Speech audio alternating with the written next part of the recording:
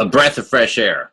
That's what astrologers are saying about Aquarius season, and no, I like it. I like the sound of that. A breath of fresh air is about right for us. You know, we have all of that Capricorn energy throughout December and January. Well, you know, it's not going anywhere. You know, we still have Pluto and Ceres and Saturn and Capricorn, and they're still having their influence. You know, they rise every day and they culminate, and the moon aspects them all the time and so on. So we're still in the midst of all of that. We're not getting that far from it.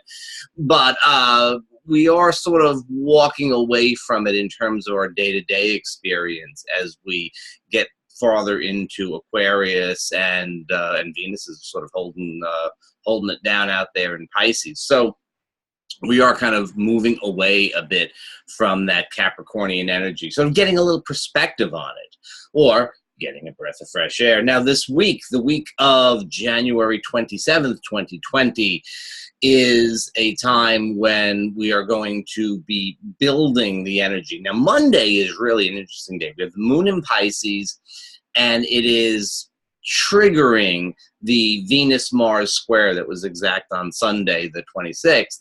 And so we feel that energy coming through rather strongly. But Venus goes on to meet Neptune, and Mars goes on to square Neptune. So there's a kind of, there's a little ambiguity here. On the one hand, there is a little bit of a soft focus, maybe even a romantic kind of feeling.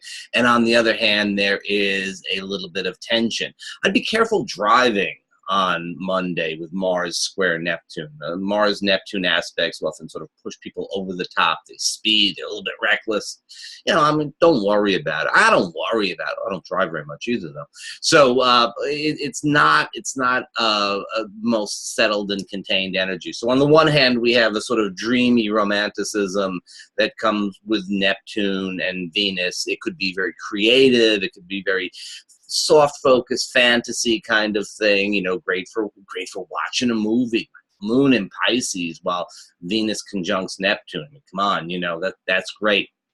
You know, whatever feels good, creative projects and stuff like that, really great energy for that.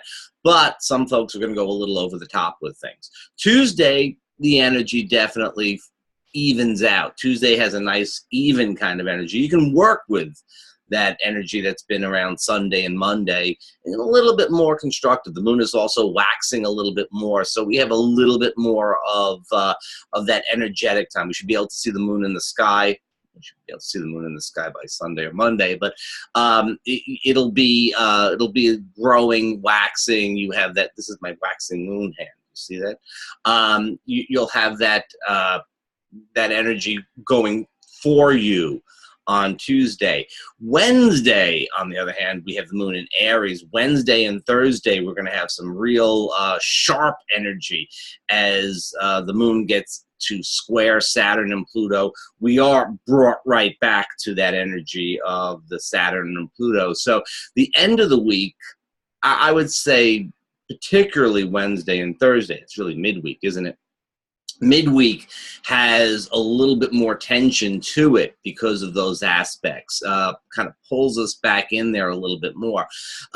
There's a lot of constructive energy as well. We have the moon is going to be trine to Mars, so it's not that tense, but that end square to Saturn and Pluto, Saturn and Pluto is going to be a bit of a thing, particularly on Thursday. Now, Friday, the moon is void, of course, virtually all day. You know, that could be a slower kind of energy. You just continue on with projects that are already underway. Saturday and Sunday, first quarter moon in Taurus. The moon meets up with Uranus in Taurus. Really should be a more fun, outgoing, bubbly, energetic kind of weekend. Yeah, some folks are going to have a little bit of an issue. Because everybody has, you know, it's all according to where you are. This is just the general forecast. This is the general weather. Who knows how it's hitting you, how it's hitting somebody else. But the overall sense of it is that the weekend has a much more upbeat, fun kind of energy, a little bit more sociable.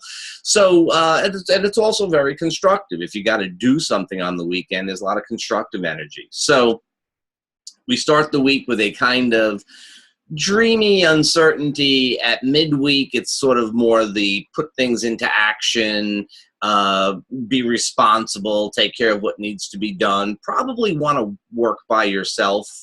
You know, to tell you the truth, most of this week, there's not a lot of collaboration except maybe on Tuesday, and then the back end of the weekend, later on Saturday and Sunday, there's a little more of a cooperative vibe as well. But you'll have some spots there Monday, Wednesday, Thursday, Friday. Very likely to want to sort of do things on your own, have your own space, get a breath of fresh air. All right, I will see you next week when we will discuss more things.